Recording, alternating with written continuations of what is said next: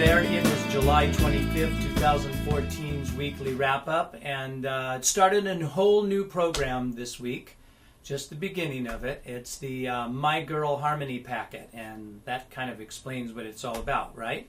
I'm going to take the classic tune My Girl from the Temptations way back and do a great treatment to it. All of the harmonies worked out. Interesting thing about this song, it's a song that many people learn and do over the years. It has pentatonic scale patterns in it, and there's all kinds of good reasons to learn it.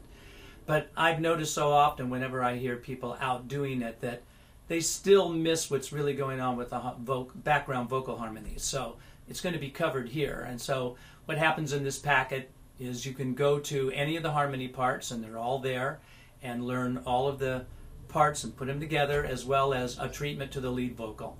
But the fun thing about this particular packet is that we have Tony Lindsay singing lead.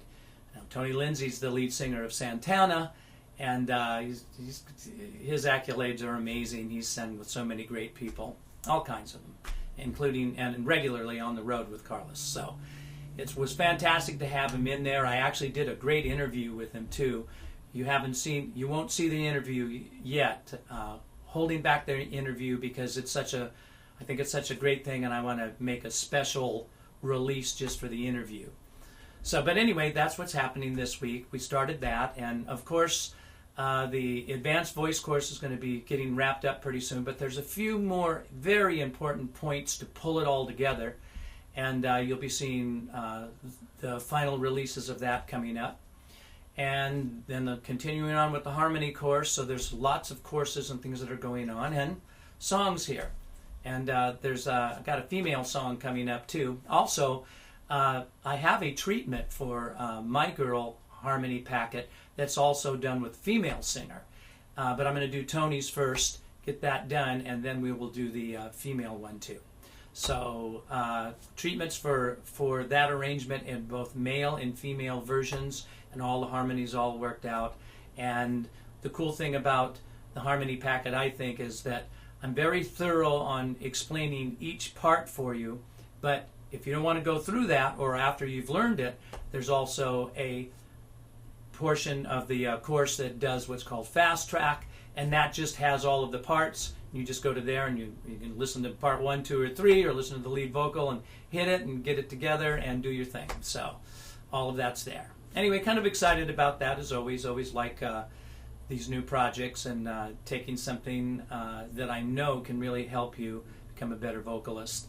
Now also, besides talking about the harmony packets and the harmonies worked out that way, like I said, there's a harmony course, and the harmony course, if you don't understand how to just do harmony, go through the harmony course as well. Now, on the musical tip of the week, I thought I'd talk a little bit about breath support, because I'm always hearing that from people. Hey, you got to sing from the diaphragm, and seems like you don't talk about that much. Well, I do, and on the site you obviously can go to the section that talks about breathing, and I take some real time out to talk about that. But I have a little soapbox issue about singing from the diaphragm, and I thought I might explain it a little bit here. What seems to happen whenever I work with a new student, and you would think, well, the very first lesson, don't you talk to them about breathing? I've had teachers ask me, what's your first lesson like? And believe it or not, I don't talk that much about breathing. I talk about body alignment. I make sure that their body is in good shape. And of course, I am watching them to see if the singer is not supporting at all. But I've learned that if you get into this big thing about singing from the diaphragm and singing with too much energy and power from there in the beginning with them, they just end up creating too much bulk underneath the vocal cord, and they put too much pressure, and in the long run they end up not being able to sing through their bridges and make their higher registers. This thing that I'm always talking about, going from your chest to your mix to your head. Again, each of those places in your register, they're handled a little differently with the air pressure. Now, I know if there's teachers watching this, or even professional singers who've studied with others, you may be saying naysayers right now as to what I'm saying. But here's what I'm saying so you understand. You do need good body alignment. Support is important, no doubt.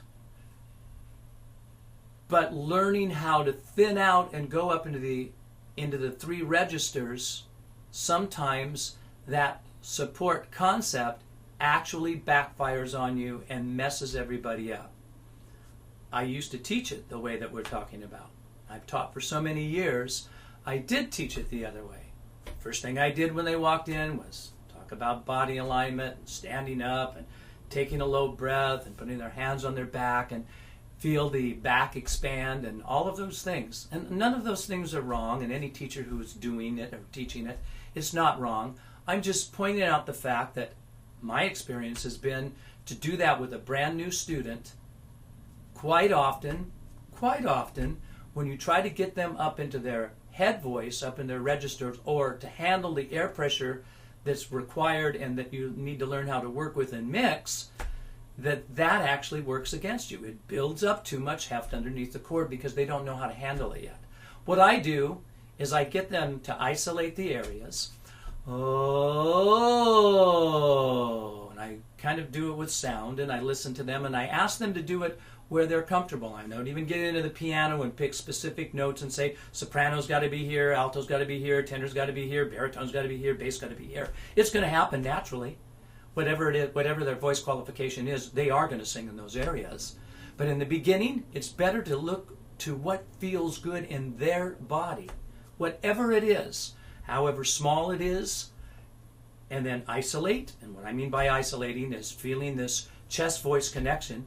Oh, the voice sort of folds on that top note. Oh, right there. That's just in my comfortable area of my range in my chest voice. And right where that voice folds, that's approximately where the mix would start. Oh, oh. Now that's my mix. That's my comfortable mix. It's not extended mix. I'm not trying to pull the mix up a little higher like the R&B singers do. Not in the beginning. Again, looking for this comfortable place where the body can just feel it. And I'm, again, not saying just where my notes are, but whatever your voice classification, be you young or old or a soprano or a bass, wherever your voice is comfortable as you're moving up through these different places in your registers. You've got to feel that and feel how comfortable it feels. And then finally, oh, understanding that is the last connection to mix, which is head voice. And that head voice connection, again, is always a little bit loose down in the bottom part of the of your head voice, and it's tight at the top part of your mix. And some of the same notes cross over in that area. So you've got this looseness at the bottom of your head voice and this upper tension at the top of your mix that cross over each other. That's very important to understand about. And that's the place.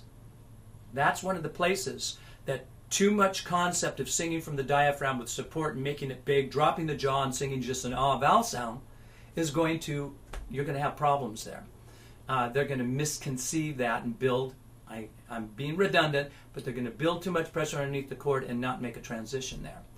Ultimately they will, but it might take them much longer to do it than if you just break it down the way I'm breaking it down right now. Now there's much more to do with it than that. You want to take those 3 parts, chest, mix, and head, and then divide it up into 3 places with intervals, very small intervals, to get the singer to sing with some flexibility in that area, each place in the voice. Those are the types of things that get the singer to finally truly feel the different areas of their voice. Then, when they do finally make, and it doesn't take long to do it this way, when they make the transition through the 3 places, then you can talk about overall power. Then when you start to talk about support and using the diaphragm, it makes so much sense because now they're driving their car and steering their car in the right direction and not crashing into things. You've got to learn how to make these transitions through the registers before you push too much power through it. I talk about it all the time because I see it all the time. I see it constantly with students who come to me from other teachers. And again, I'm not dissing the other teachers. I'm really not. I just think, I'm just saying, I'm sharing my experience, not just with students, but with teachers. I taught it that way for a long time. and had varying success depending upon the actual ability of the singer when they came in. Some of the singers catch on really quick, but others have a real problem with it. I found a more direct approach towards isolating the 3 registers, letting them let the sound thin out, using slides, through the register till they start to really feel that and get the concept of that, understand that, and then start to put melody lines over the top of that. So that's my musical tip. I think it's a great tip this week, talking about how you do this. Now, even from the beginning, even though I said I don't stress all of the singing from the diaphragm, yes, there has to be good body alignment. If the student is in good body alignment, be they sitting down on a stool or standing up, and of course it's probably a lot easier to work with the student standing up than it is to ask them to sit on a stool and practice this. But truly, I can teach somebody in a wheelchair how to sing. So as long as the torso is in good alignment and everything is free and the diaphragm can drop when they take the breath, and they just breathe sort of naturally, you got to watch for that, then you're going to get the result that you're looking for. Musical tip of the week. Now, if you're on YouTube and you're watching this, hey, I hope that really helped you out a lot. But I'm still going to ask you to come on over to totallyvocals.com and check us out. You can get free lessons, 10 free lessons to get you started, and some of the breathing concepts are in those 10 free lessons.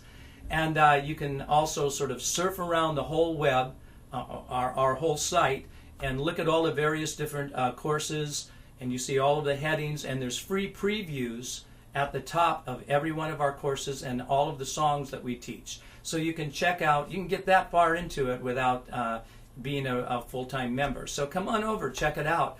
There's so much here, and it grows, constantly grows. Beginning, intermediate, advanced voice course, an ear training course, a jazz scat singing course, a course that teaches you how to develop vibrato, hundreds of songs with different singers singing those songs, and then broken down into lessons and parts so you can start to learn how to vocalize and sing those songs the same way the singers are for both male and female voices, and as well as a harmony course that we have. And not only do we have a harmony course, but we have all of these songs now that we're breaking down that are harmony packets. So there's a lot here, and it's real. Come and see us, totallyvocals.com.